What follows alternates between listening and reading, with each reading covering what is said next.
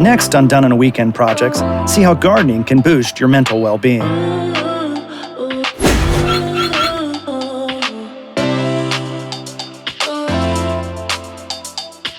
Hey everyone, it's Doug Scott with Redeem Your Ground. And once again, I've joined forces with our friends at Exmark to do another Done in a Weekend projects video.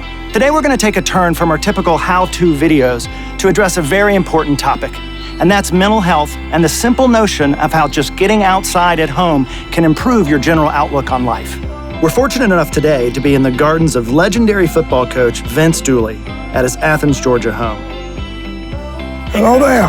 Thanks so much for having us. Really appreciate it. I'm glad you're here. It's a great day to be here. Oh man, it's beautiful. So Coach, why don't you tell us how gardening has affected your mental well-being?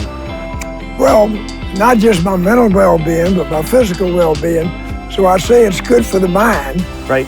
It's good for the soul, and it's good for the body. Yes. So I enjoy coming out, and when I finish, I go in, I feel like I've done something, Yeah. and I feel good. That's awesome. The benefits of gardening can be grouped into two basic categories, some active and some passive. As the words suggest, active benefits come from the physical acts of gardening. It may look like work to some, but for millions, nothing is better for putting their mind at ease than getting a little dirt under their fingernails. Gardening and all the activities surrounding it have positive physical benefits that in turn improve your mental state, both short-term and long-term. Gardening improves cardiovascular fitness, strength, flexibility, and dexterity. And all kinds of studies show that gardening aids in the healing process and recovery from illnesses. You may not know this, but planting, growing, harvesting, and maintaining plants gives you a direct emotional boost. You see, gardening fosters our nurturing instincts and helps restore our sense of hope and purpose, which ultimately improves self-esteem. Who would have thought that clearing your mind and getting your hands dirty would have such a profound effect? But not everybody has a green thumb, and if that's you, don't worry.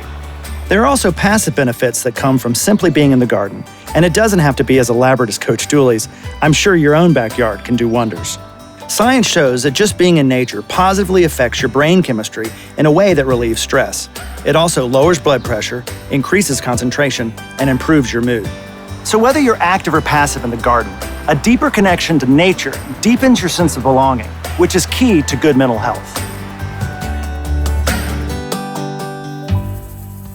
So let's change gears for a minute and look at some ways that you can enhance the design of your yard to improve your mental health.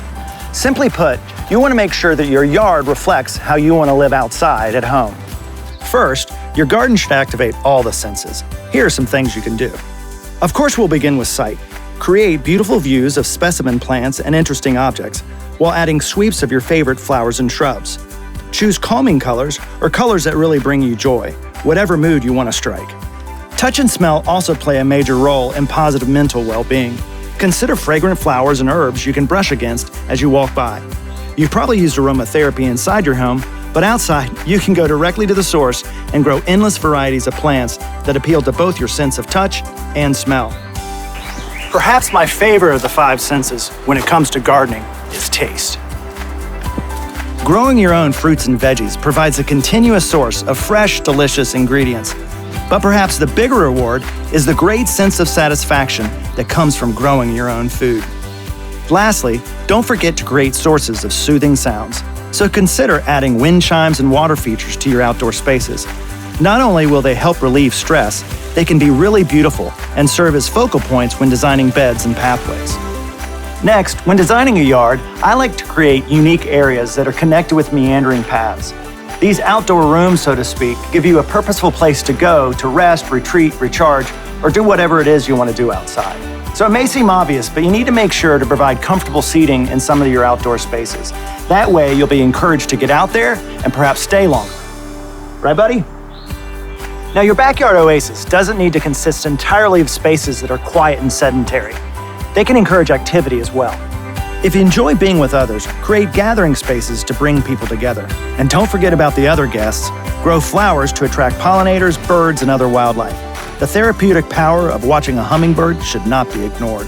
If you have a hobby that can be taken outside, like exercise, reading, writing, or even painting, create a space especially for that. Doing what you love in the great outdoors is probably the ultimate in mental health break.